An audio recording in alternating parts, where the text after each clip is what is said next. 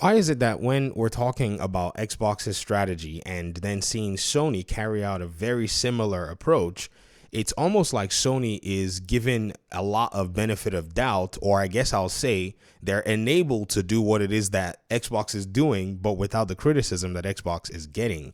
Welcome to the Video Game Fight School channel. Thank you very much for tuning in. Today we're going to be looking at what I think is a very interesting double standard. Now, I have a comment on the channel. I'm not here to throw anybody on blast, but I think this is just, for the most part, an understanding that a lot of people have, and they think it's a valid understanding. They think it's a valid proposition, or I guess I'll say a valid position to hold, when in reality, they can't necessarily see that the gaming industry is changing, and both Microsoft's Xbox and Sony's PlayStation are taking interesting steps to go ahead and, make changes that would benefit them or keep and preserve their profits at the highest level. So what are we talking about? I talked about this Lego Horizon game that's coming out in November. That's going to be a day one on PC. It's a PlayStation game. It's developed in conjunction with Guerrilla Studios and is being published by PlayStation. Having seen PlayStation talk about their day one stance, a lot of people have said their single player games are not going to come to PC day one. However, this game is a single player game and it violates that particular messaging that they've given. So I keep making the videos saying that PlayStation fans have moved the goalpost and said that, well, no, it's just PC. It's not that they're bringing their games to console. Well, then the Nintendo logo, now there's actually a case logo with Sony Interactive Entertainment that shows that the same game is going to Nintendo day one. So again, it violates that. It's not going to be on other consoles standard that these people are trying to set. So seeing how Sony has basically backtracked on that and has gone on a case-by-case basis, I pointed out in videos. However, I see this one comment that keeps popping up. In fact, I saw it in the first video that this video was a response to, and then this video is a response to that comment from that first video and this comment from this video. Take that as you will. So this person says, shout out to you, Diego, Bago4482. They said, not really. Sony knows the audience for the game. Lego equals kids, and are trying to bring other players to PlayStation. If they like the game, might make them curious for trying the Horizon experience on Sony's platform. Interesting. I remember when a lot of people were talking about how, Game Pass was set up to try to bring people into the Microsoft Xbox ecosystem, and, Xbox is trying to identify other audiences to play. Let me guess. What was that game that they were talking about that everybody was laughing at that's going to be coming to PlayStation later? Oh, yeah, it's Indiana Jones. And I remember people saying, well, it just means Xbox has failed. They're taking their games to PlayStation. Well, we can use the exact same standard.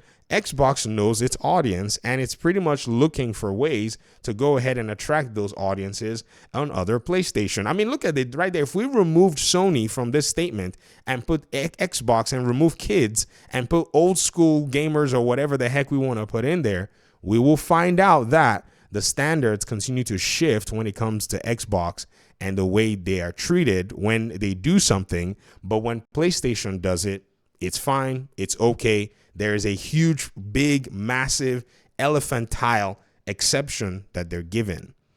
I come to it from the perspective of the game industry is changing. There's no way you can actually remember the Xbox or the PlayStation that you knew. Those are gone. Their days are they're not even numbered. They're gone. Even Nintendo is on edge, having seen how they've basically shut down emulators. They're using lawfare against anything that threatens, their own market and such. They cannot afford for any disruption in their market. As much as people may say that Nintendo is ABCD, every single business faces volatility and has vulnerabilities. And to be very honest, Nintendo understands very carefully now that the game has not just changed, but it's shifted. I mean, it's shifted so heavy that right now they cannot even they can't even take the simplest, of anything that makes it look like, they're competing all over the place. The internet's so different. Even right now, there's talk about Until Dawn. I mean, it's on fire, ladies and gentlemen. Until Dawn Remaster has like a few, I think it's about 2 hours or so, or spoilers from the game. I mean, the game is literally a 2015 game, so I don't know why anybody's freaking out. But it's still bad that most of the game has already leaked. when you go online, I mean, and when you see the way gaming is actually changing right now, you're seeing Ubisoft selling a Star Wars game, at 1 million or so copies, which is super weird that that game is selling that low at the end of the day. So there is no certainty anymore in, say, you can make profits or that people are going to come over to PlayStation. Dude, in fact, if we actually look at this statement very carefully, if PlayStation wanted people to come to PlayStation, then they'll just keep the game exclusive, but they're expanding. For you to think that somebody who likes Nintendo is going to eventually go ahead and buy a $500 box to play Horizon Zero Dawn, you're joking. Like, bro, that's not really the kind of game that they play. So they realize that, oh, this Lego game is more than likely going to sell there.